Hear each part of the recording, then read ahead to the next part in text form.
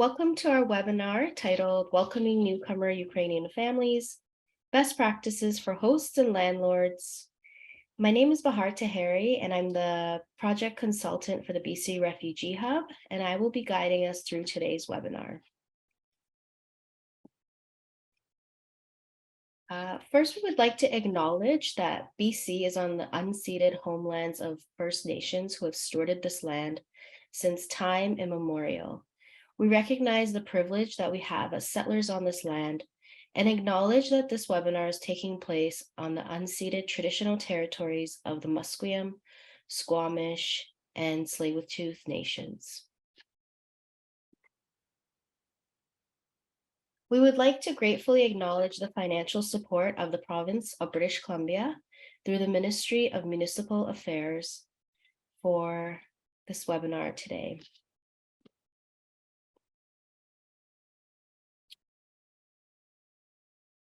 So we will be reviewing our webinar logistics for this evening, and then we'll have a short introduction about the BC Refugee Hub, the BC Refugee Resource Network, and United Ways United for Ukraine program. Then we will be joined by our first presenter from Refugee Sponsorship Training Program, or RSTP, followed by a Q&A session. And then we will be joined by our speaker from Inasmuch Community Services, and then that will again be followed by a Q&A session, and we will wrap up with some quick closing remarks. So just a couple of webinar logistics. Your audio will be turned off throughout the webinar, so if you would like to ask the speakers a question, you can click on the Q&A button at the bottom of your screen. Please send your questions at any time during the webinar using the question box. You can also submit questions anonymously by clicking that option in the Q&A box. It's a little toggle that you can click. Questions will be read and answered at the end of the presentations during the Q&A sessions. You can use the chat box to share any comments or resources relating to the presentations during the webinar. If you have any technical difficulties, please email Jenya Avramenko at javramenko@amssa.org or send a direct message to Jenya using the chat box. So I'd like to begin by introducing the BC Refugee Hub for those who may not be familiar. For those of you not familiar, here's a short background. In November 2015, with the arrival of Syrian refugee families, and to assist and empower individuals and refugee-serving organizations to help in the resettlement process, ISSofBC, in partnership with the province of British Columbia, created this online resource hub called the BC Refugee Hub. The BC Refugee Hub provides users information about refugees that are arriving to British Columbia, the latest reports, publications, statistics, fact sheets, and a resource center with a variety of information for service providers. We also provide training sessions like this one, and these are usually on a variety of topics relating to refugees and refugee claimants. To receive updates, you can join our mailing list by going to bcrefugeehub.ca and scrolling to the very bottom and add in your email address, and we will add you to our mailing list, which is where we notify everyone of new resources, not just that we've released, but in the sector, and also any webinars that are coming up that you can sign up for. I would now like to introduce Jason. Jason Lee is the program manager of the BC Refugee Resource Network at AMSSA. Thank you very much, Bahar. First, I'd like to thank the BC Refugee Hub and United Way BC for partnering with us at AMSSA's BC Refugee Resource Network for this webinar. The BC Refugee Resource Network is made possible through the Government of British Columbia's Refugee Readiness Fund.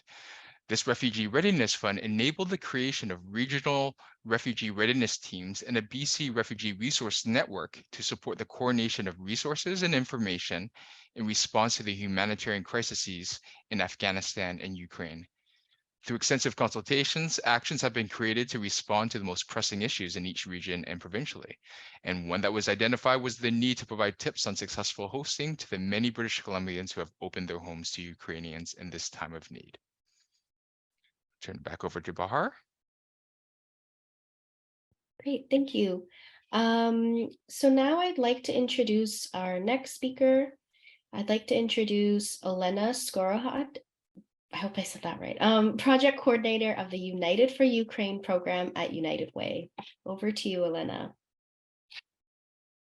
Hello, everyone. Some people may already know me, some may not. I'm a coordinator for United Way BC, United for Ukraine. First of all, thank you very much for joining us today. And firstly, I'm going just to share some generic information and then go to specifics about the United for Ukraine initiative housing program. If you probably know that about 120,000 Ukrainians arrived in Canada, and we anticipate it's probably over 15,000 in BC. There were over 700,000 visas, applications for visas, and 435,000 approved, which means that more people can possibly come.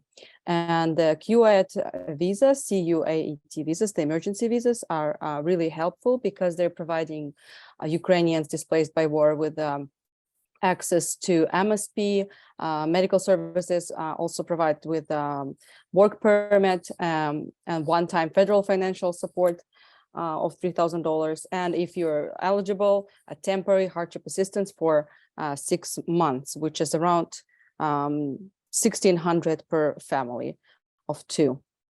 And but unfortunately, although it is a great help, we also know that Ukrainians coming here were not preparing for this move, which means the level of English is not always the best, and they do have access to free language courses, but sometimes it takes time to get to them because there are lineups and the wait time, and they also don't really have any.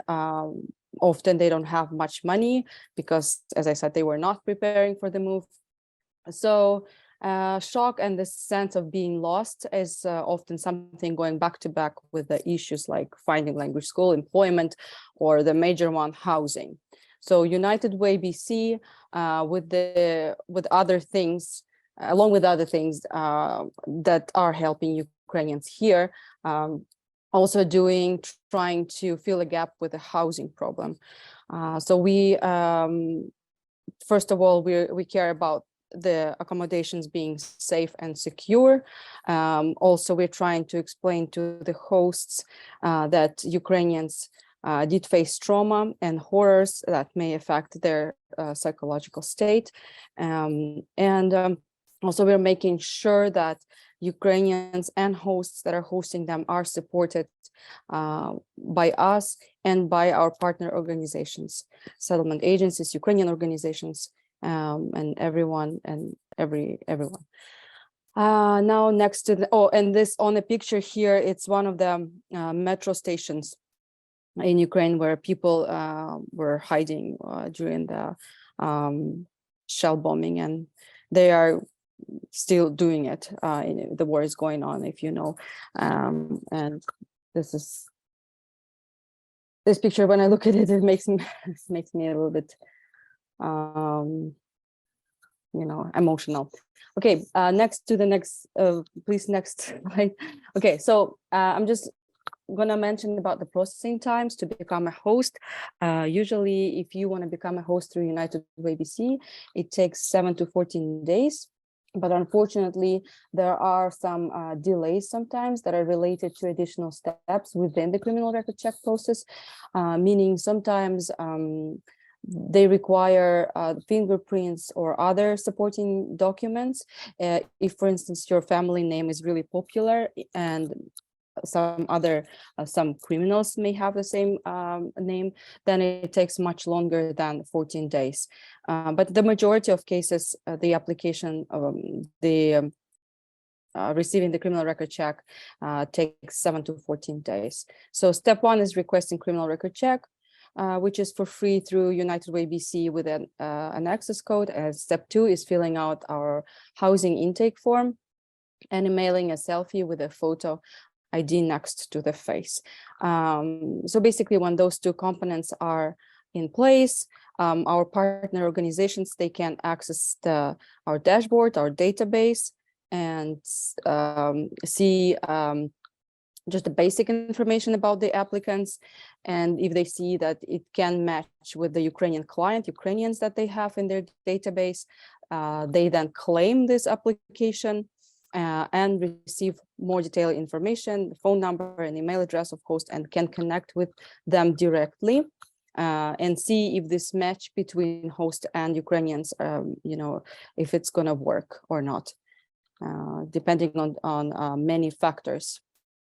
And just wanted to say that in partnership with BCAA, the BCAA home insurance holders, they don't have to pay any additional cost if they're hosting Ukrainian family or individual. I'd like to now introduce our speaker, Christina Hamer from the Refugee Sponsorship Training Program, RSTP, and I will pass it on to Christina. Thanks so much, Bahar. Can you hear me okay? Yes. Wonderful. So thank you very much for the promotion on the slide. My colleague Ekaterina Pak is our training manager. I am actually our curriculum developer. So if anyone needs to reach me, you'll find me under our contact us as curriculum developer. And today I'd like to talk a little bit about what I'm calling good practices for hosting newcomers. And when I was asked, when RSTP was asked if they could join this webinar, it was sort of a best practices, and I've changed the title to good practices, and I'll talk a little bit about that. And what I'm hoping is that in between the words best and good, you will be able to find yourself and what you find able to do in terms of hosting or helping other people host. So, as I mentioned, I'm currently the curriculum developer for the Refugee Sponsorship Training Program. I'll tell you a little bit more about the program in my next slide. But before we go there, I'd like to know a little bit about you. And so I'm hoping that people would be willing to use the chat box and maybe just give me one word about the role that you're coming here under. So are you planning to host? If you're planning to host, would you throw up the word host in the chat box? Or if somehow your role is that you are facilitating someone else hosting, would you, throw up maybe FAC or the word facilitate? And it just helps me get a sense, there's a number of people attending, and I'd love to be able to know who I'm talking to so that I can tailor what I say. And I'm not seeing anything come up in the chat box, so I'm wondering if people are timid or whether that's a technical thing. So please let me know, through the chat box, what your role is, whether you're hosting, facilitating hosting, or even something else. That'll be really helpful. Sorry, Christina, it seems like the chat box is disabled, so we're gonna fix that. Oh, okay, great. It's not so you. All good. When the chat box is enabled, please throw it up. I will watch for it, but I'll keep going. So if you look at the picture on this slide, right, it's got that perspective like you're down on the street in a city that has really, really tall skyscrapers, and you're looking way up at the skyline above. Oh, I see people's roles coming in now. Thank you so much. That's fantastic. I picked this picture deliberately because whenever I think of best practices, it reminds me of this picture, that best practices are some kind of tall, beautiful structure. And I always wonder, like, how am I as a person going to reach these best practices? How am I going to get there? And so instead, we're going to talk a little bit more about tested good practices. Like, yes, there will be an ideal, but I'd like you to be able to find yourself in these practices and think about, like, what of these practices could you actually do comfortably?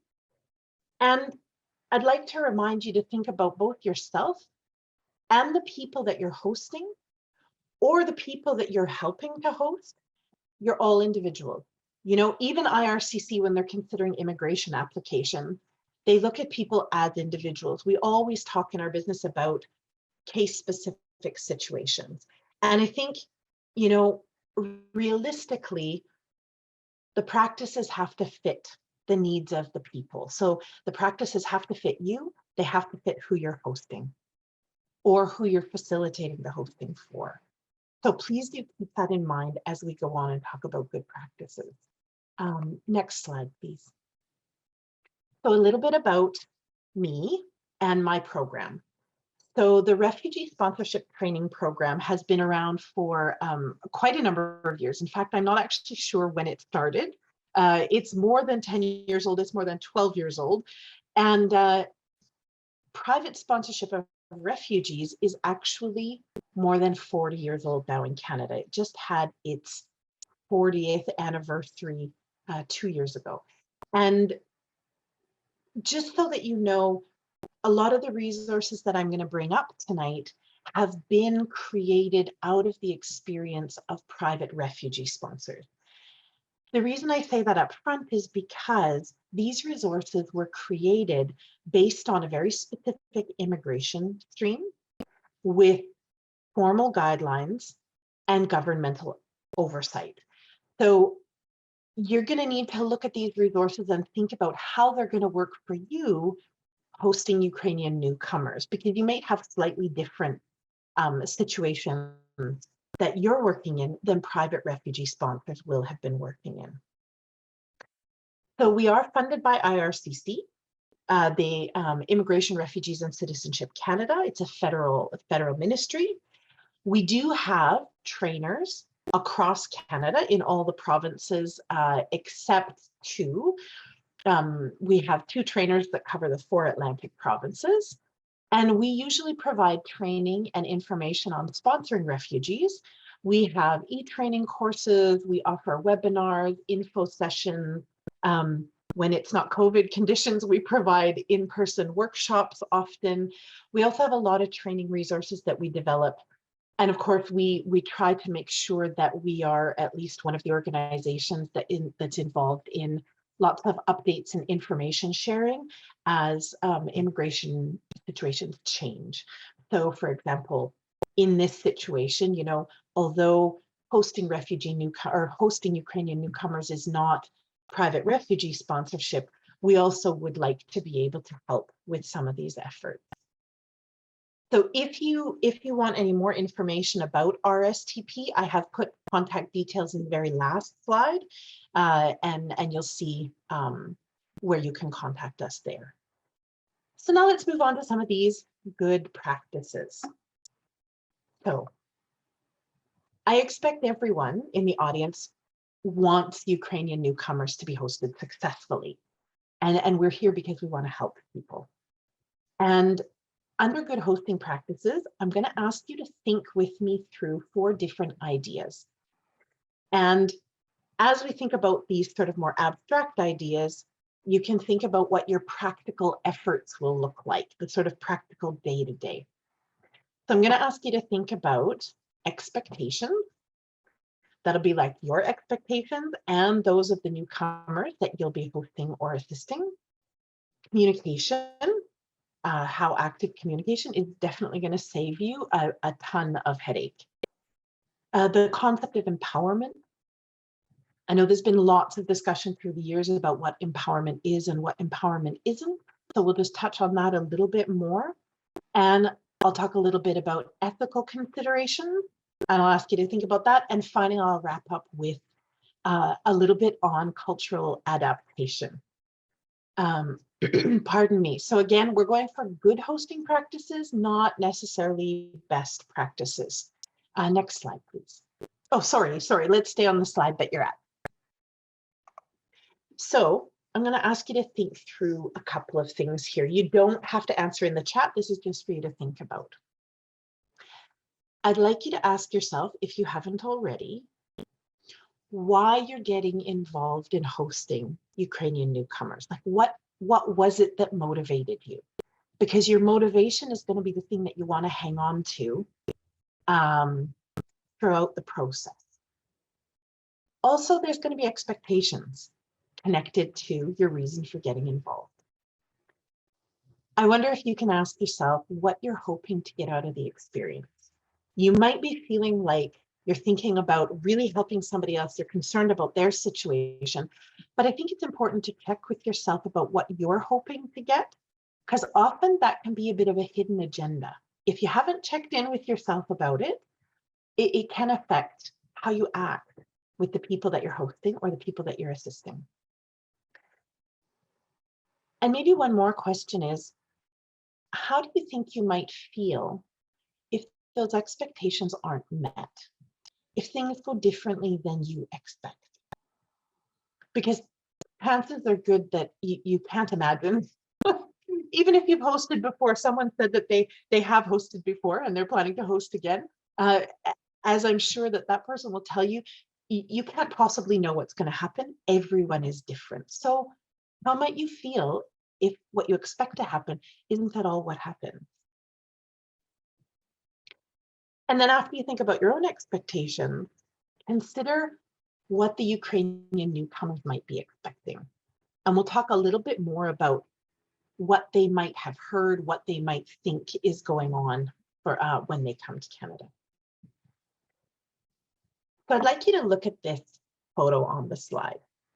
So this is actually a privately sponsored refugee, a young girl, sponsored before my time at RSTP. And it reminds me entirely of another author who also had a picture like this when she was a child. So I don't know if any of you have ever read any of the books by Sark, but Sark has a picture of her as a child with a toucan on her head. And she wrote about what the experience was like having this bird on her head. And what she said was, what the picture looks like and what it felt like were two entirely different things for her. She was smiling, she had her shoulders squeezed up, she looked like a cute little girl because she knew that they were taking a picture of her. And the idea was to take this lovely little picture. Now, I suspect that this girl in the picture is comfortable, but Sark said that for her, the bird's claws were digging into her head and she was a little bit afraid and she was very uncertain. And so when she looks back on that picture, she sees something very different than what other people see. And to link it back to expectations, when she got ready to take the picture, when they went to put the bird on her head, she thought it was going to be a very different experience than it was. So when you think about expectations, it's always the difference between really what you think is going to happen compared to what actually happens. And sometimes things are as good as you hope they're going to be. And sometimes things are just a whole lot more complicated, complex. They can be interesting, beautiful, and they can also be difficult. So please do check your expectations. I just want to talk a little bit about realistic and unrealistic expectations. So if we could go to the next slide, please. So unrealistic expectation. Here's why we talk about expectations in the first place with hosting newcomers. So when expectations are unrealistic, of course, they can lead to misunderstandings. They can lead to interpersonal conflict. And sometimes in more serious cases, they can even lead to whatever situation you had set up falling apart entirely. And it starts sometimes with newcomers to Canada having expectations based on myths and misinformation, or even partial information, you know, that they might be getting through partially good sources or unreliable sources. This is the information that we all have before we're in the real situation. Having those myths and misinformation then leads to unrealistic expectation about what people might be entitled to or their rights. And we'll go on later and talk about how to mitigate this, but I just want to show you the link. Of course, when people have unrealistic expectations and they think that they're going to get something or not going to get something, it can lead to a lot of misunderstanding and potential conflict very early on in a process. And of course, that misunderstanding and conflict will lead to confusion, frustration, even mistrust. And so expectations really become problematic only when they're unreasonable and they don't match reality. So having expectations is normal, but checking whether or not the expectations are realistic is the important part to successful hosting. So next slide, please. So communication. Communication is critical. The more communication you can do, the clearer your communication, the more you're going to mitigate unrealistic expectation. And for those of you who have hosted before, I suspect that either you already know this or you are very good communicators. Communication, of course, needs to take place between hosts and newcomers. It's also great that you have this process through the United Way and the partner agencies. I would suggest that one of the very good practices is make sure that you are fully aware and have a good contact person at your at the agency, the partner agency, so that you have someone to ask questions to. Because something's going to come up, you're going to have a question you're not going to have the answer to, and you might not know where to find the answer. So please make sure you know who your contact people are when you're getting ready to host. And for those of you that are supporting, please make sure to help your host know where to find the information that they don't even know to ask about yet. This is always the case, right? We start a process, and it's only when we're actually in it that we start to realize what questions we might have. So some of the communication, if it's possible, it's great if you can talk to the people you're going to host before they arrive to Canada. But of course, we know that that's not always possible, or you may even be matched with people who are already in Canada. So as early as you can, it's great to make contact, start to say hello. It's important, if you can, to make contact before you are actually hosting.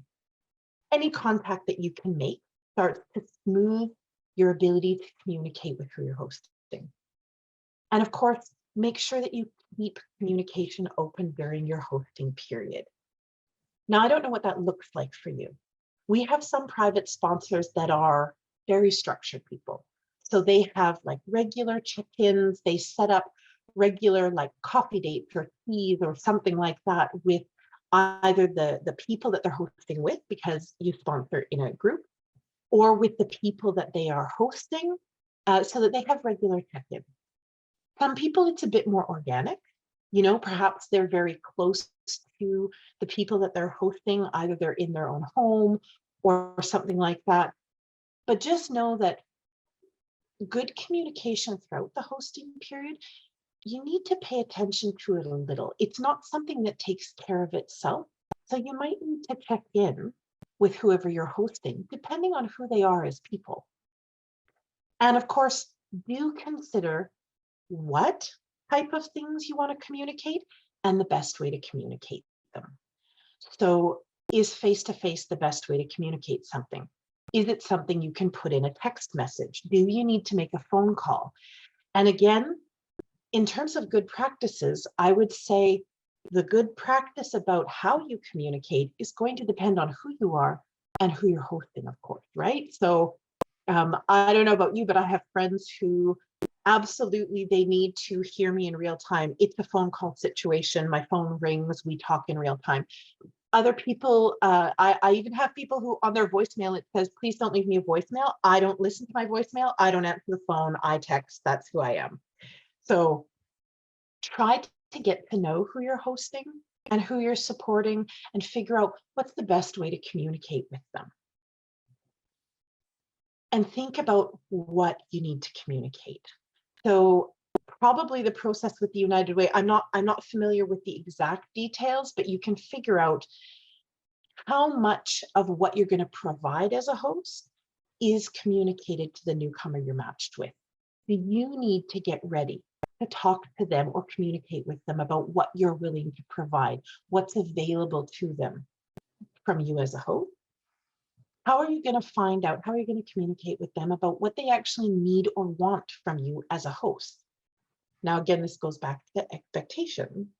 You may or may not agree with what they need or want, and there may be some negotiating that needs to happen, but you want to check back and find out, how do you find out what they need or want as people? And Lynn has put Google Translate is invaluable for some topics. I completely agree, Lynn. Thanks for that comment. I have a little note to myself to say that it's really important to learn as much about the culture of the newcomer as possible to avoid culture clash.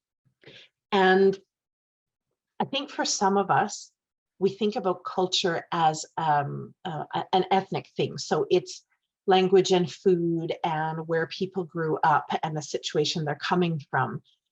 I encourage you, if you don't already have this frame in mind, to also think about culture as an entirely personal thing, right? So two people who speak the same language may actually speak that language very differently, have different choices of words, different concepts that are close to their hearts.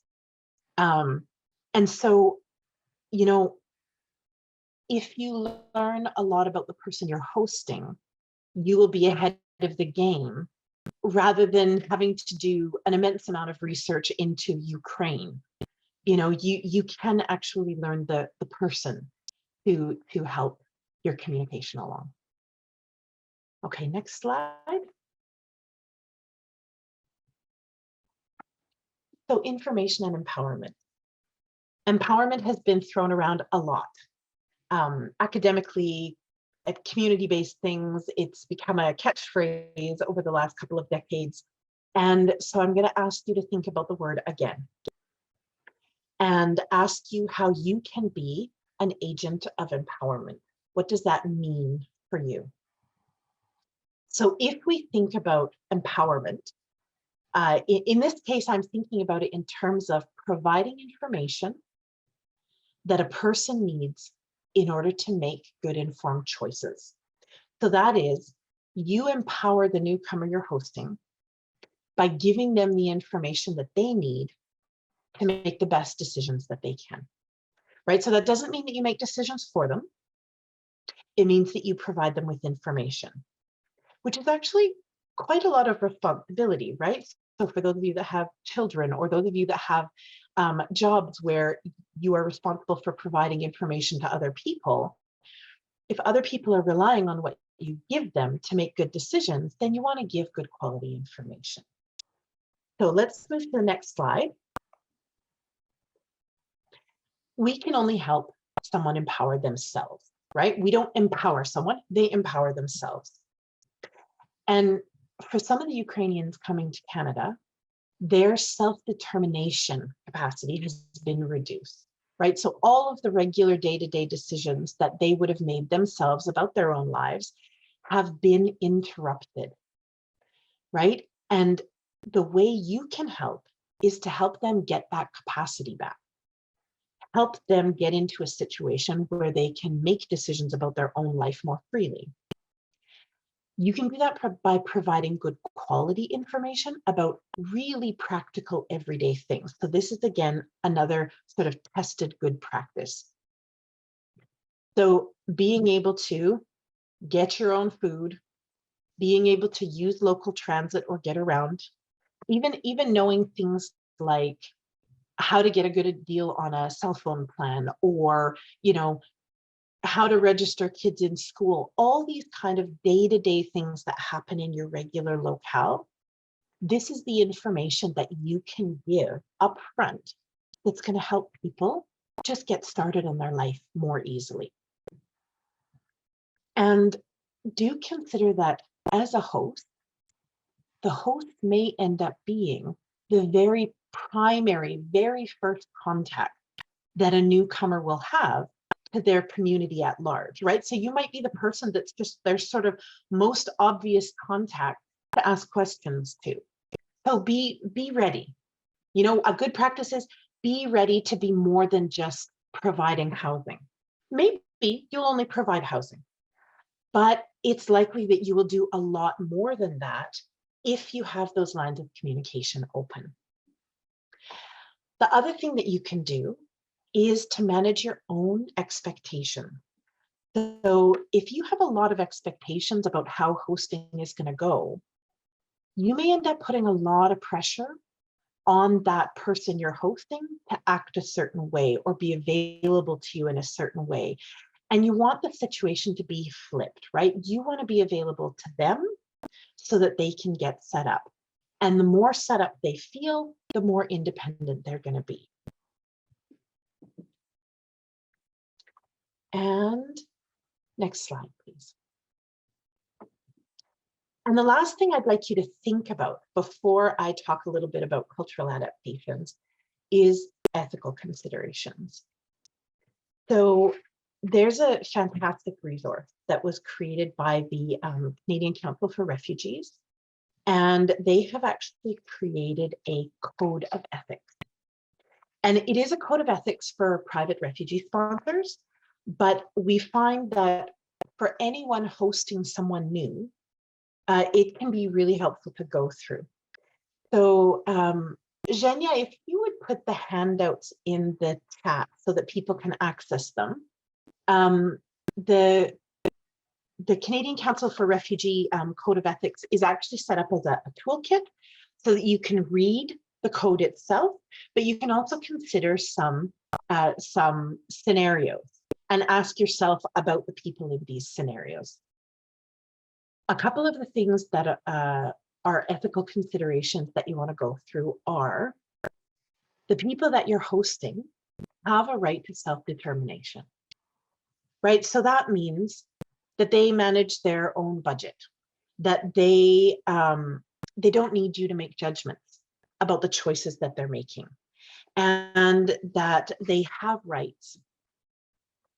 And you want to be careful about whether or not you help them in a way that makes them somehow beholden to you. So you want to stay away from language like you're our people, or, you know, our newcomers or something. You know, try to see them, practice, if it's difficult, practice seeing them as fully self-determining individuals, and that they have this right to self-determination. The other big one, and I won't go through everything, you can go through the toolkit yourself, because I think there's 10 principles to the code, but also consider that the people that you're hosting have a right to privacy. So not only do they have a right to privacy, one of the pieces of good information that you can give them right away is actually information about their right to privacy, and making sure that you give them enough information that when they consent to something, it's an informed consent, that they know what they're saying yes to, and that they can say no. So please, I encourage you to take a look at the Code of Ethics. It'll just give you a chance to check your expectations, remind you about the situation that you'll be in, particularly because there's going to be a power imbalance. So when you think about hosting, I'm just going to ask you to think about when you get hosted. So let's say someone hosts you for dinner, or you go somewhere and you're hosted for a vacation. When you're hosted by someone else, they really have all of what's on access for you: food, space, warmth in the home, anything that they are providing, they also have power over. So when you are hosting, do consider that you're in an incredibly powerful situation, and what you actually want to be doing is empowering the person you're hosting. So make sure you consider their rights. I'd like to skip to the last slide to sort of put all of these 4 thoughts together. Sorry, not the last slide, the cultural adaptation slide. Thank you, Zhenya. So I've talked about giving people good information. When you give people good information, I'd like you to think back to a time during the strictest COVID conditions, when perhaps you really wanted to pull all of your own hair out and maybe the person beside you, and think about how ready you were to take in all of the incredibly detailed technical information that was coming on the news every day, every hour. Consider that when we make big changes, we are often in a state of stress. It can be positive stress, it can be negative stress, but our ability to absorb information changes, it's different. So you may think that your lines of communication are wide open and that you've told somebody something and that they confirmed that they heard you. But I want to tell you that these cultural adaptation stages and the levels of stress that we experience change how we absorb information. So let me go through them a little bit. The honeymoon stage. So when you first meet who you're hosting and when they first arrive, it may be, now this is not for everyone, but it may be that there's a honeymoon stage where you're all very enthusiastic. There's a lot of admiration for the situation. People are thankful that you're hosting them. They're thankful to be in Canada. You're excited to be able to help somebody new, and everything is like blissful. It's also a time where you all have a bit more energy because it's stressful. Not everyone starts at the honeymoon stage, just so you know, like not everyone is enthusiastic, excited. Some people are just going to be exhausted and tired, which also could be you, right? You also could find yourself depleted at the beginning of your hosting.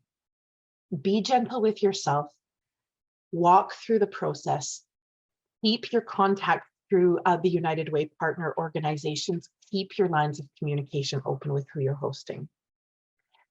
After the honeymoon stage, there's a challenge and crisis. And this is where people start to settle in. And then they start to notice all the things that are different. They start to lose that initial burst of energy that comes at the beginning, and things start to feel hard. And this is going to be you too, potentially, if you are adapting to hosting. Getting through the challenge and crisis time is about being kind to yourself. It's about communicating.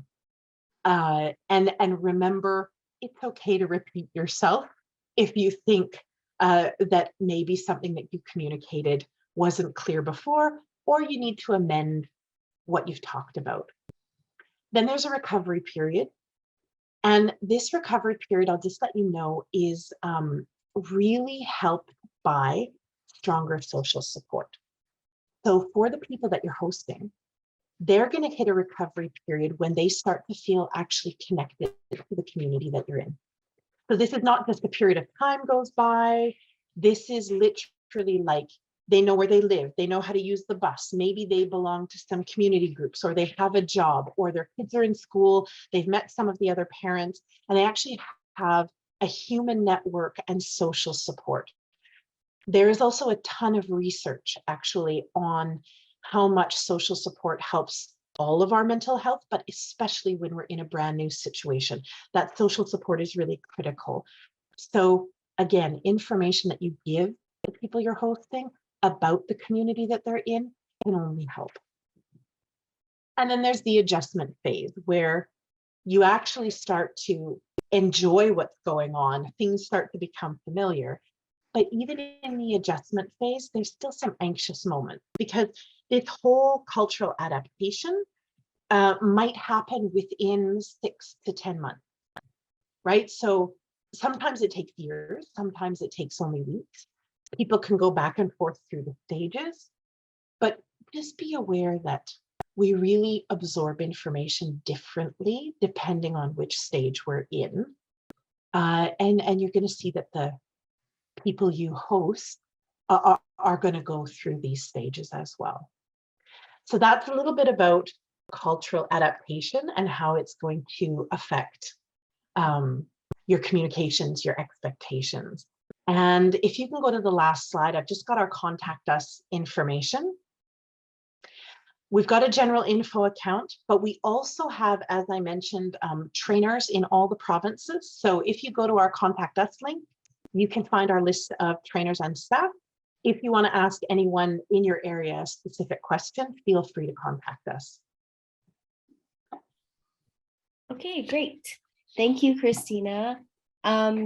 So we will do a Q&A session with Christina. So I've been prompting everyone in the chat box. If you have any questions, please put it in the Q&A box.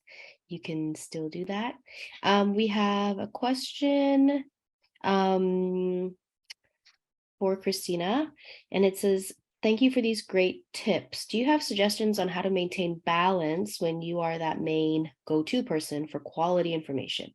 I think we are doing the things you talked about, trying to empower our guests with opportunities to become independent and find their footing, but it's exhausting helping with banking, transportation, cell phones, special groceries, doctor's appointments, translating nonstop, and all the random forms that need to be filled in. How do we maintain our own health and wellness when the need for guidance and information about every aspect of life is so huge? And thank you for your time and sharing your expertise. Thanks for the question. So I'm going to give you my personal opinion from what I've heard from sponsors. So I haven't hosted anyone personally, although I have been in very diverse cultural situations and supported people. I think the best advice that I heard is, if you are the only point of contact, then please figure out who your supports are. So I think it's going to be tiring for some people, like depending on the situation that you're in. I think you might want to have a further conversation about expectations. You might want to just be really honest with whoever you're hosting and talk about like what you can do, you know, what is possible, and then figure out whether or not you can connect the people you're hosting with other support. So there are settlement agencies. So Ukrainian newcomers, I hope that you're doing this already, but in case you're not, Ukrainian newcomers can actually access a lot of settlement support services through settlement services agencies. And I don't have the link to the website right away, but a little bit later, I'll put it in the chat. So there are settlement agencies that can also provide a lot of help and support to the newcomers. So figure out who are your supports and where are those community supports that you can draw on so that you don't always have to be the only one. That's, I think, the best advice I can give at the moment. Okay, great. And I hope that answers your question. So I've been just like an anecdote here. I've been a private sponsor in a group of 7 or 8 people. And I think that was really helpful because it wasn't just one person or one, couple, for example, taking all the responsibility. It was like 7 of us. So if one person wasn't available for a month because of work, then others could fill in. So I wonder if that's something that hosts can also, organize for themselves in the background, recruit some friends and family. And in our group, like one person was responsible for health and pulling all the health information. One person was responsible for like all the paperwork, government paperwork. And so there's, different ways to kind of maintain that balance, I think. And then there was also another comment. It was more of a comment, and that was that this is really helpful information and lots of great reminders and things to consider. And I wish I had heard this 6 months ago. And then another comment was Google Translate has been invaluable for some topics. Do you have any suggestions on like communicating with folks, especially if you don't speak the same language? And I think most Ukrainian families that are coming, I might be wrong, but they speak English, but yeah, Google Translate is always helpful. Since there is such an outpouring right now, people willing to support, I would definitely reach out to any community associations, like Ukrainian community associations in your area, because of course you might want to offer those people you're hosting an ability to connect to those associations as well, but you might end up finding someone that can help you if there's something really important to translate. But maybe the micro social thing that I can say is when you need to talk about something, give yourself time. Like actually have time to sit down and talk, use Google Translate, something, because then you have a chance to actually use the communication time for bonding and having fun. It takes a lot of the stress out of a situation if you have time to sort of muddle through how you're going to communicate. I've been in a number of situations where I couldn't speak the language, or I was trying to help someone who didn't speak any of the languages I speak. And sometimes it's just a really great laugh. And we are actually good at communicating things, right? Like half gestures, Google Translate, bits of things. But if it's a really critical detail or a legal point or something, then do try to see if you can find someone who can help you translate, reach out to settlement agencies, reach out to community organizations. One thing to consider, like I talked about privacy and power imbalance, as soon as you get someone interpreting, they also then are a part of that power imbalance, and they are privy to whatever the newcomers are going to share or whatever you're going to share. So you may find that depending on what you want to talk about, you might want to, if you can, be a bit choosy about who might interpret for you.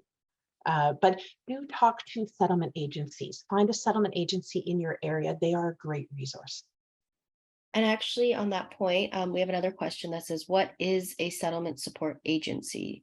We are in South Surrey. Sorry, we are in South Surrey. There doesn't seem to be any supports out there for Ukrainian families who are staying with us. Yeah.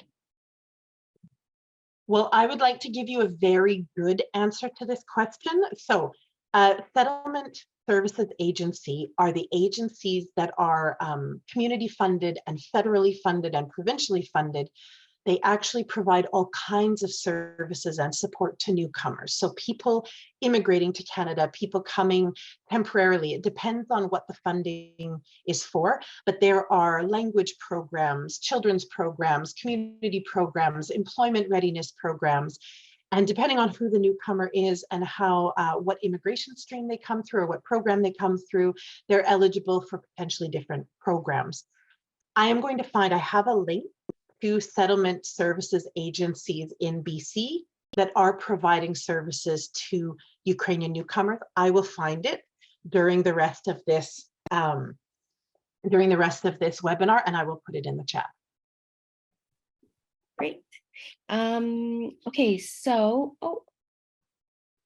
okay, one more question, last question.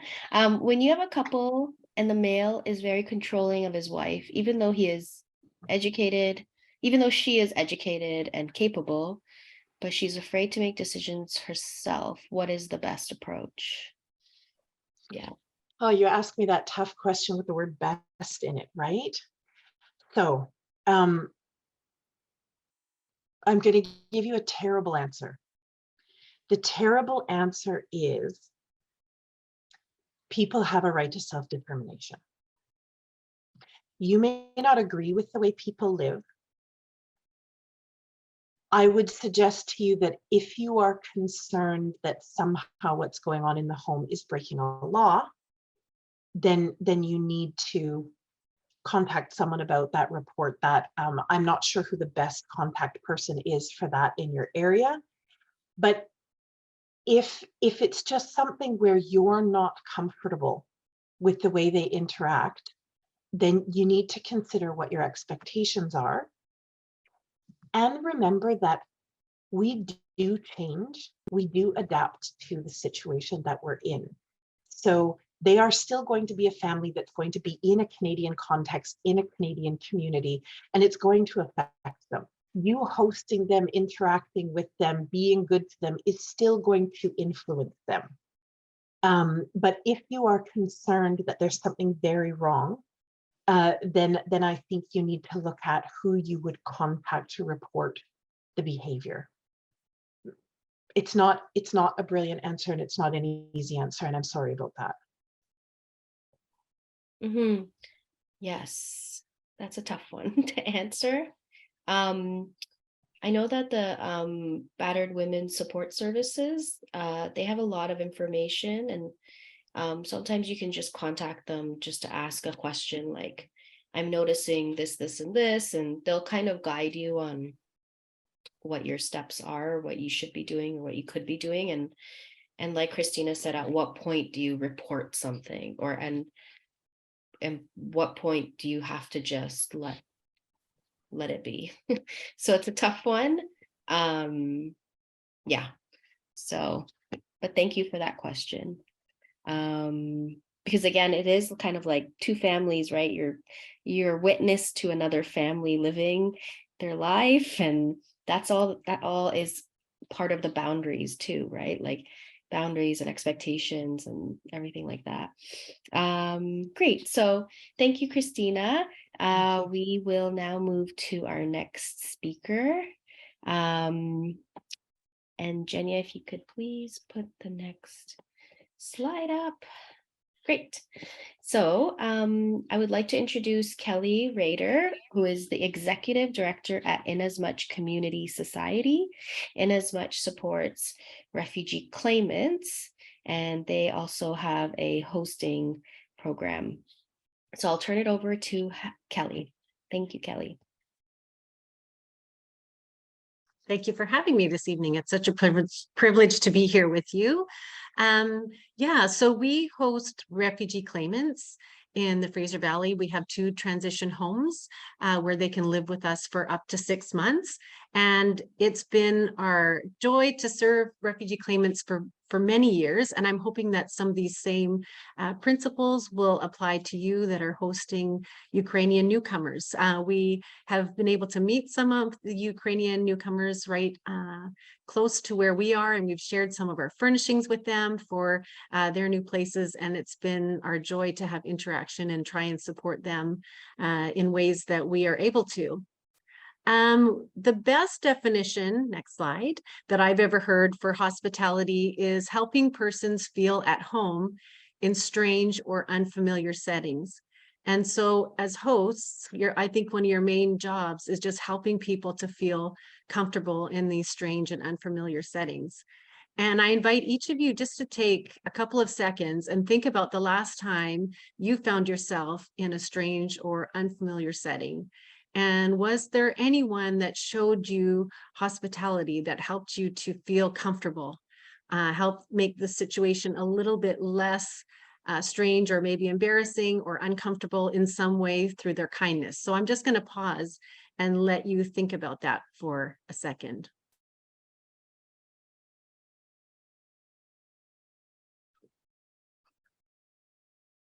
And could you write some of your answers in the chat? If anyone did help you to feel less uncomfortable, what did they do that helped you to feel less uncomfortable in that setting?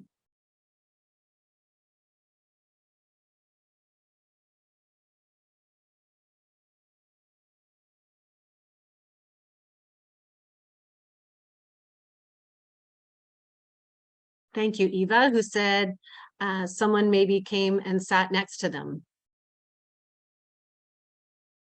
Yeah, I think just knowing that you're not alone. I often find myself, even in the grocery store, when somebody's child is throwing a fit in the cart, maybe just walking by that young mom or dad and saying, oh, I've been there, you know, this is going to get better. You're doing a great job. Just trying to help people feel more comfortable. And I think as hosts, you have a wonderful, wonderful opportunity to help people feel a little bit more comfortable in their really difficult situation. So next slide. What might be strange or unfamiliar for newcomers? Please write your answers in the chat. If you were a newcomer to this area, what might seem different to you? Or what would be unfamiliar to you? If you've ever gone to another country where they don't speak your language, what might be different? Yeah, the food might be different. Everything might be different. You stole my answer there. Next slide. Everything in one word is different. That's what the newcomers that we serve tell us, Kelly. Everything is different here. Everything. And I don't take that lightly. And so we often have to do a lot of extra explaining, being patient with people, Having no vehicle, yeah, that's different.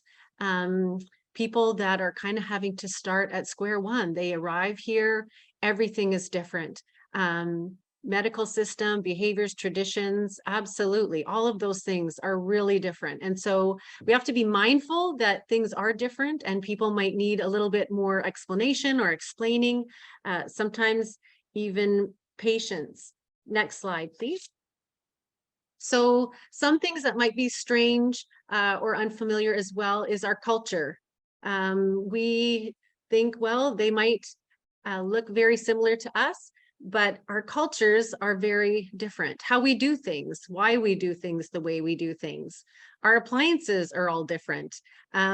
When people first come to our houses, one of the very first things we do is orient them with the space, show them how all of the appliances work. We don't assume that things are the same in their countries, and often things are very different.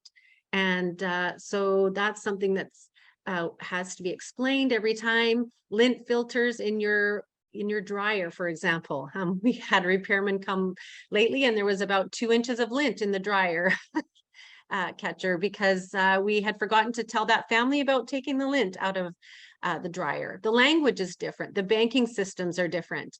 We think maybe everybody knows how to e-transfer and that kind of thing. A lot of countries don't use that system at all. The foods are different. The stores are different. Where to find things in the stores are different. So try not to make any assumptions about what people know or don't know. And so just show them around, you know, even if they don't speak any English at all, we just physically walk them through the house on the first day and show them how everything works, how to even turn on the shower and stuff like that, and how to use the microwave, how to use the coffee maker, all of that kind of stuff. Takes time to explain, and it's worth explaining because we want people to feel comfortable. When they need that first cup of coffee the next morning, you want them to know how to use the coffee maker without struggling. Next slide, please. So do take time to explain things, like I mentioned. And I encourage you to give them little bits of information at a time. When people first arrive, they're probably going to be extremely tired. They probably haven't slept well for sometimes many months, depending on how long their travels have been before they've come to Canada. They're often feeling a bit overwhelmed because everything is so different. And their brain is having to process all of this new information and language and situations. And so we give new information in little doses to people when they first come, and not overwhelm them with too much information at the same time. So for example, when people come to our transition houses, the first day we do a quick walkthrough, explain things like where you would find the fire exits, show them how to use the fire extinguisher, do a quick run through with the different appliances and stuff. And then we tell them the rest of the day is completely just for you to unwind and relax. No other big information, just unpack, and just your job today is just to exhale and be comfortable and just get acclimated to the space and just have some time to relax. And they often really appreciate that. And you can already see kind of their stress come down. They're not going to have to speak a lot of English. They're not going to have to sit down at a meeting right away. They just get a chance to unpack their things and be comfortable. And then the day after they arrive, we like to go through our welcome book. And next slide, please. And I like what Brene Brown says: clear is kind, unclear is unkind. And so what we have found is most people, once they know what our expectations are, they know what the rules are, they know better what to expect, they often seem to feel a little bit less stressed because everything won't be so new, and they kind of know the boundaries, and then it just makes them a little bit more comfortable. So I always think of it as, let's set people up for success. And so if you decide before they come what your expectations are for them and for yourself and what's realistic and then you can be clear with them about what your expectations are, and you can be kind. Next slide, please. So I encourage you to think about some of these things before your newcomers arrive with you. What are your rules of the home? Do you have certain hours that you'd like them to be quiet? Do you have certain hours you don't want them using the appliances if they're staying in a shared space with you? What are your rules about smoking and vaping? Can they do that in the house? Do they have to be 100 feet away from the house? What are your thoughts around that? Can they consume alcohol in your place or not? Can they have friends over? Do they need to let you know if they're going to have company over? Those are good things to think about. What are your expectations for cleaning?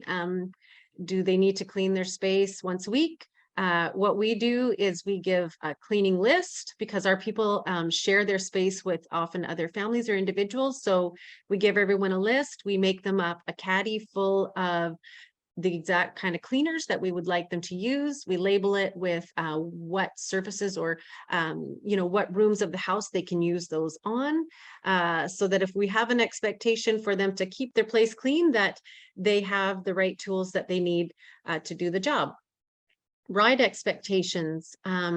We have a van at our place, but that doesn't mean that we can provide everyone rides to every place that they need to go.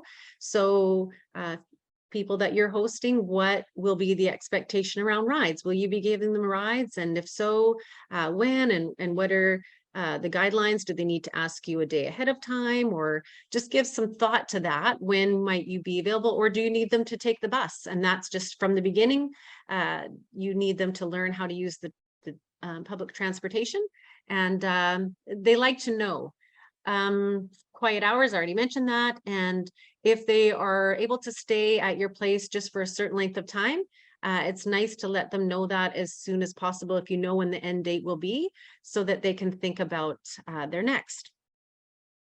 So next slide, please. One of the things that we like to do is we have developed an occupancy agreement. It's definitely not any kind of a legally binding document, but basically it just says what the regulations, but like what will we bring to the table as in as much, and what will they agree to. So we kind of outline the list of rules and quiet times and different things like that, our expectations in the document. And before they sign it, we read it through together. If they don't speak English, then we translate it into their language. Google Translate is great for that. If you provide them a document, maybe in an email, a Word document that they can manipulate, they can even maybe copy and paste the whole document into Google Translate so that they have it in their language. It's not always exact for the translation, but it's often pretty close that they should be able to get it. So if it's in their native language, it's going to be much more easy for them to understand and agree and have any good questions that they might have around things. It's not a tenancy agreement, so but it's just so that they understand, you're clear about your expectations, and they know what you're agreeing to as well. And we ask them to sign it, and then we give them a copy, and that seems to help a lot of people. Some of their stress levels come down again when they know what the expectations are. Next slide, please. When it comes to helping people feel at home in those strange or unfamiliar settings, I think a really important aspect is just trying to understand what people have been through. So the last speaker touched on it as well. And the fact that, coming to Canada wasn't these beautiful people's first choice. It was, they had a great life going in their own country. They had jobs, they had routines. Their kids maybe had, great school friends, and they had a great network, a great community, and their lives were completely changed, and a choice that wasn't theirs. And so if you take some time to think about what people have endured before they've come to your home, some of them may have been living in hiding for quite a while, or, it was a multi country journey until they came here. if you take some time to think about that, what they've been through, it's not that you can totally by any means understand, but I think when we think about what the people have been through, it is a little bit easier to sometimes then have that little bit of extra patience or take that little bit of extra time for a conversation when you stop and realize that these people have been so incredibly brave to make this kind of a journey and be willing to come to a new place where everything is different. And they had a good life there already that they had to totally leave behind. I remember that on days when I'm getting maybe a little bit frustrated because I have a million other things that I need to do in my job, and somebody just needs me to take a little bit of extra time to explain something, or when they're so frustrated about trying to navigate all these government systems and paperwork, and everything takes too long, and it's hard to get an answer back from the government when they're trying to deal with different things. I try to just put myself in their shoes just for a second and think of all the difficult situations they've gone through to get here. The least that I can do is be patient with them and take that little bit of time. So as a host, I think it's really important to be trauma informed, recognizing the fact that these people have all experienced great trauma and they have lost so much. Next slide, please. So they have lost things like their homes. They had beautiful homes there, and now they're coming to live with other people. They're not used to that. They're used to having maybe their own space, their own apartment or house, and now they're having to maybe share kitchen space or living space, or live in someone's basement, or be in a small apartment when they had maybe a nice, beautiful, large home and space. So they've had to give up homes. They've lost their careers. Many will end up here doing different things than they did back home because a degree that was worth 4 years, here's worth 2, and that kind of thing. A lot of people that have degrees will end up maybe working in factories or things until they can learn English. They've lost their community and their culture. They're now in a completely different culture, and they're learning to adjust. Maybe their identity, maybe their job, their country, their language, their community, all of that was a big part of their identity. And so now they're having to sort of reinvent that and find out who they really are. Again, their education. So that's often frustrating for people. They spent many years of their life studying, and now they're going to have to find something else to do and rediscover what skills did they use in that career that could be put towards doing something else. And the routines and activities. I find with the people that we serve, they often don't get their work permits, sometimes 3 to 4 months. And so those months are incredibly boring because they've lost all sense of routine. They're used to going to work every day and stuff like that. So some of those first months, I think, can be a little bit rough when they don't have enough to do. So we've found that some of the people that we serve love to get involved and volunteer. And they love to help around the charity that that we run, because they just really miss having a routine. So if they offer to help you with things, or you notice that they're really bored and frustrated, I would encourage you, maybe try to help them to find a place to volunteer, or someplace that they can get involved giving back as well. Seems to really help sometimes. Next slide, please. So if you take some time to think about the fact that many of these Ukrainian newcomers will have experienced trauma, lower self-esteem, maybe a sense of hopelessness, PTSD, abuse, confusion, fear for sure, pain, and even anger. And although as hosts, we can't fix any of those things, but what we can offer is space for people to deal with that. Maybe they need some time just alone in their rooms. Maybe you'll notice that they're feeling sad, and you wonder why. Well, now that you're safe, aren't you feeling a little bit better? But they've experienced so much that we can't comprehend, that we need to allow them the space and the time sometimes to process these things. I like a video that Brene Brown has that's been so insightful in the work that we do to try to help refugee claimants with explaining the difference between empathy and sympathy.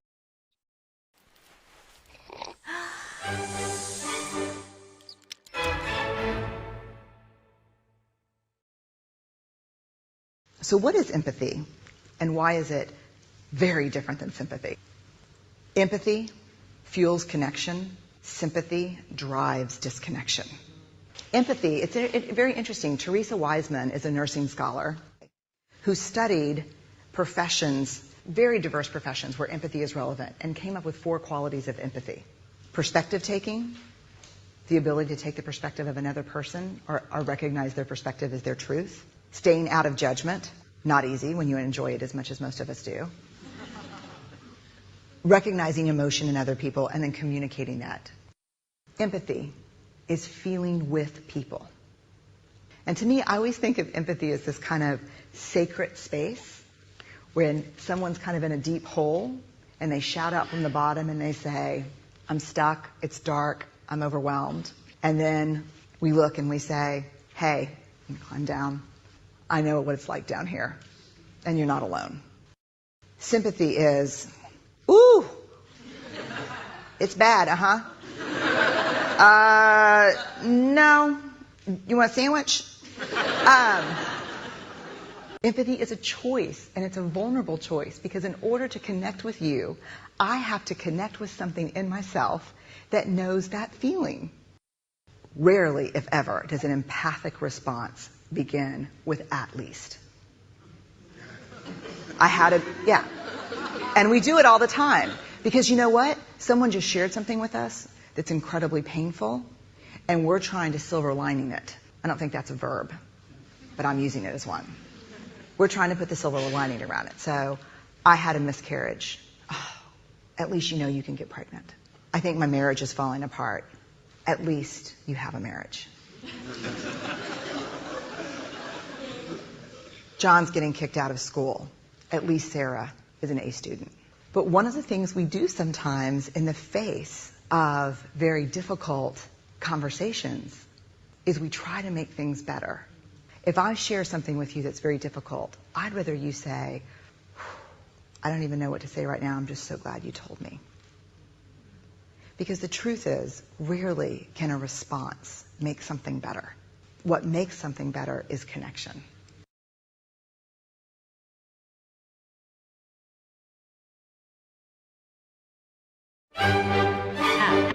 So it's important to have that empathy and feel with people, allow them to be going through their own feelings and not try to minimize or make them feel bad for having those feelings.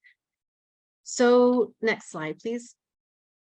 So empathy is coming alongside someone, giving them the space, allowing them to experience the feelings that they're feeling.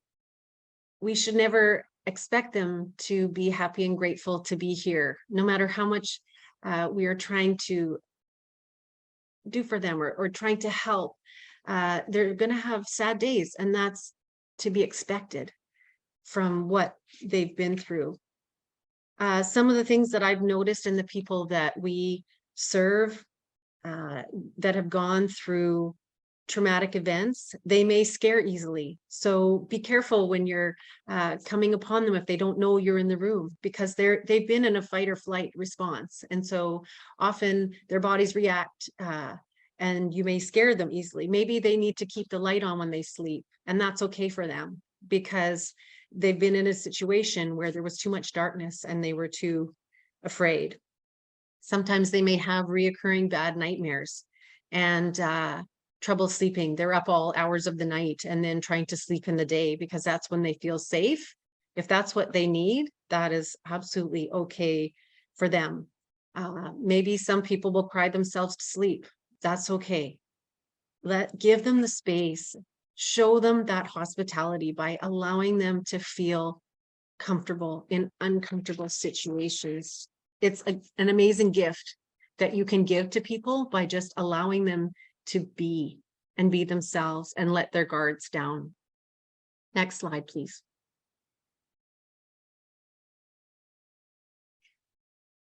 So how can you help? Next slide, please. Thank you.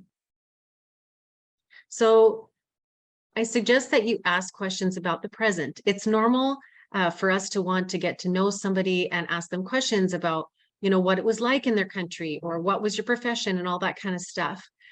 But we have to be mindful that asking them about the past may bring up a lot of really difficult stuff that they're not ready to talk about, or that makes them feel sad. And so we have found with the people we serve, we try to ask them questions about the present, like, what are you looking forward to today? What are you doing this week? That kind of thing. And it seems that that's a lot better than asking them about the past. So what's your favorite thing since you've come to Canada? Or, you know, asking them positive things, not about the past, but about the present. Be patient. I know I've mentioned this a lot, but I think it's really important, because being patient takes time. And so it takes time to translate stuff. It takes time to be clear. It takes time to explain something again when you know you just explained it yesterday. But when people are experiencing trauma and have gone through really hard things, learning is difficult. Often when they're feeling maybe like a little bit triggered and upset and really emotional, you just might have to explain things a couple times. We have somebody who keeps losing their keys, like often, and can't remember appointments, and that's just part of it. And recognizing that and knowing that that's to be expected for people that have been through that kind of trauma makes it a little bit easier when we've got to help them find the keys again. Give space and keep your expectations low. I thought it was a great point made earlier that we should check our own expectations. Why are we doing this? Why are we hosting? And if we keep our expectations of the people low and realize that we're going into this to serve them, to come alongside them, we're not going to really look to get anything out of it for our own selves. I think that will make things easier. Provide an uncluttered space. I find that people I've watched that are experiencing some difficulties, if the place is really cluttered, it can sometimes make them feel a little bit more anxious. So if their room is just pretty, but a little bit more plain, that seems to really help. And then are there ways that you can help them connect to their culture? So are there local Ukrainian events going on, or connect them to a local Ukrainian church or other things like that? It seems to be really helpful when people have some kind of connection to their home culture, and that seems to really help. As well, prep them for certain things. For example, I took some people to a local hiking range, or sorry, local hiking place, and there was a gun range right next door where people were shooting guns. And the situation they had come from made it very difficult for them to be around gunshot noises. So be mindful of things that might trigger. Don't watch maybe really violent movies with them, or things about war. I mean, they've just been through that in real life. So be mindful of things that you could do to make them feel comfortable and not re-expose them to really difficult things. Next slide, please. So what might feel like home here? Food. Can you help them find a local restaurant that makes great Ukrainian food, or a Ukrainian cultural center, or something like that? I talked about that already, connecting them to a faith community. Other community events that they might want to attend would be amazing. And what we like to do when our families first come is we like to have a basket of stuff to welcome them. So lots of different treats, and we can just call it a welcome basket with toiletries and toothbrushes and all that kind of stuff that maybe they didn't bring with them, or maybe can't afford right away when they get there, so that they feel comfortable. And also we do a welcome dinner for them the first night they arrive. So we it doesn't have to be a dinner that is from their own culture. It can be a nice Canadian meal, but inviting them to have a nice hot meal and not have to worry about preparing something for themselves seems to be really helpful for people as well. Next slide. So you can provide choices for them that will help empower them. When they come, often money is a bit of a hardship. And so it may take them a little while to find a job. And if they're just first on income assistance, we like to help them be set up for success. So we get them hooked up with local food banks. We show them where the discount grocery stores are, what the thrift stores are that are good. So the money that they do have will stretch further. We teach them how to gain independence and teach them how to use local transit so that they can make their way around if it takes some time for them to get a car, drive them around the city and be a good host and just show them what places they might like to check out or what's cool about your town that they would need to know and might appreciate. Next slide. So it might sound like a lot of work or a challenge for those of you that haven't hosted before, but you're considering it. But what I have found myself is that hosting these kind of people is just an amazingly rich experience. And that I would hope that if I was ever in the same situation, that I would be treated with the same grace and kindness that we try to show to the people that we serve and try to help them to feel comfortable in a really uncomfortable situation. And I tell people that I get to serve heroes, these people that have endured so much and have such a strong will to live and have left behind everything that was familiar to come to a new place. Usually they say I do it for my children so they can have a better life, is just an amazing honor and privilege.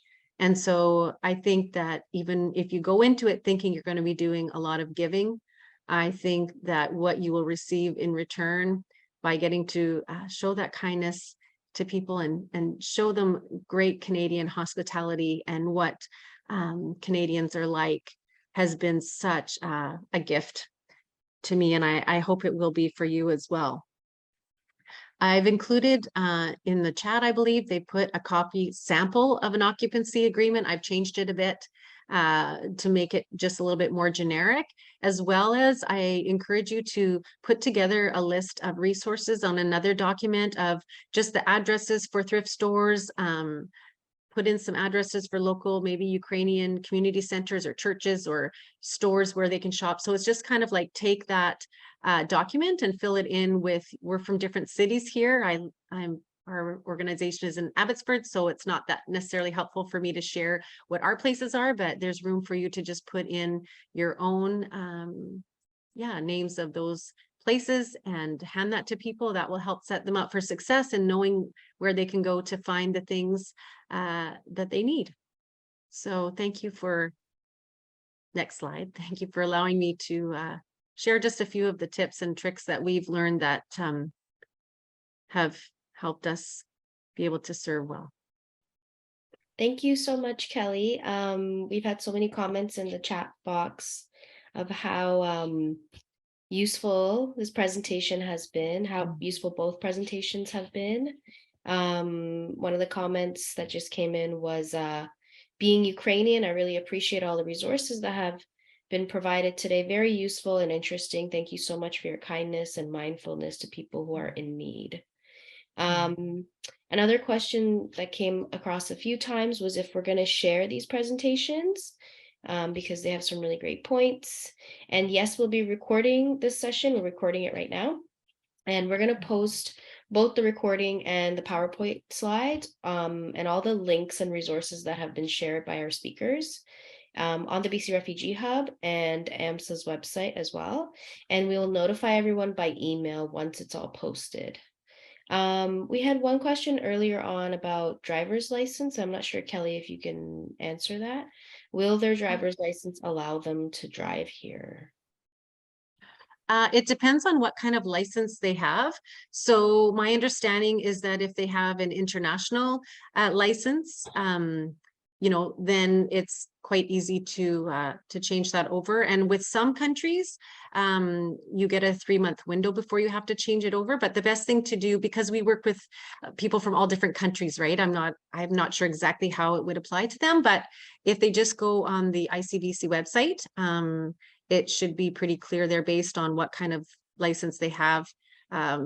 We are going to be starting something hopefully in the new year. We're trying to put together a workshop where we teach people sort of like how to pass the driving exam, because I find a lot of people that come here, they fail the actual driving test the first time. So I'll put that out in the network if we are able to get that together. We're also doing an ESL class starting January 24th in Abbotsford, and we're specifically offering it for Afghan and Ukrainian refugees as well. If that would be helpful and you live in the Abbotsford area, please check that out. Great. And then there's someone in the chat that says, ICBC says Ukrainian licenses are good for the first 90 days. Okay. Yeah. And then they just need to just change it over. That makes sense. Yeah. Yeah. And they need to do the knowledge test and the road test after the 90 days. So that gives a little bit of a buffer time, but yeah, still the workshop would be super useful, I think. Great. And then if there's any other questions, please put them in the Q&A box. Another question was, well, this was more of a comment, and the question was, it would be good to have an email for everyone with a list of useful hosting links. And that was one of the worksheets that Kelly shared, where you can fill in that information for yourself, depending on your area. So I think that kind of answers that. But we will also be compiling all the links and resources shared today. So for example, Christina shared the link to the settlement organizations that are supporting Ukrainians. So we'll pull everything and put it in an email for you. So you won't miss anything, all the good info that we have shared today. Okay. Oh, and then sorry, with the chat is going crazy with the with the driver's license. So this is great information, but it says they need to speak English, as the road test can't be done with a translator, but the knowledge test can be done in 10 languages, one of which is Russian. ICBC information on driver's license, there's a link there if people want to click that. We'll also put that in our compiled list. I'm not sure, Kelly, if you can answer this, but there's a question that says, how do we handle large cash donations from friends? Is that something you deal with? Would that be large cash donations to them personally to help out Ukrainians, or are they saying the families themselves are getting large cash donations? I'm not sure what. I would need some clarity on that. To the person that asked the question, if you could please clarify, you can put it in the chat box or the oh, she said yes, host family getting the donation. Okay, so the host family is getting large donations for Ukrainian people. Yes. I think often it's great to give the family then gift cards so that they can buy the things that they actually need. If it's more than that family themselves would need, and you feel like it would overwhelm them because it's too much, then maybe consider donating some of that to other organizations in your community that are also helping the Ukrainian refugees. Because I know a lot of times people really want to help, and I think one of the best ways to help is kind of giving the gift cards to people so they can go and buy the things that they actually want, rather than just giving them maybe big, amounts of cash. But if it's too much and it would overwhelm them with all the generosity, then I think maybe share it around to other organizations that are also helping some of the Ukrainians that have just arrived. Okay, great. And I think Elena, so I also should mention there were some questions for Elena in the Q&A box, and she has gone through and answered them, and they're under like the answered tab, because she's gone through and personally answered each one. So I think she's typing in an answer to this question as well. Yes. Any other questions at this point? I'll give it one more minute. Okay, great. Okay, thank you, Kelly. And Thank you to Christina, to Olena, everyone. We did go about 10 minutes over time. Well, now it's 12 minutes. But I think that just speaks to, what great presentations we had, and all the information was so useful. I didn't want to stop anyone from presenting their full slides. And we just have some couple of final slides to wrap up. Jenny, if you could put those up. Thank you. So first, we would really like your feedback. It's very valuable to us. We've put together an online evaluation form. Jenya will share the link in the chat box, but you can also use this QR code. We'll also email it out after in case you miss it right now. And then next slide, please. And we'd like to thank you, the audience, for joining us. And I saw that the majority are hosts, so thank you so much for the great work you're doing. And as Kelly said, I'm sure you'll find that the experience is very rewarding and beneficial to you and your family. A special thank you again to our panelists for providing such valuable insights and best practices and answering our audience questions and staying a little bit over time this evening. I'd also like to mention that AMSSA has information on resources for displaced Ukrainians on their website.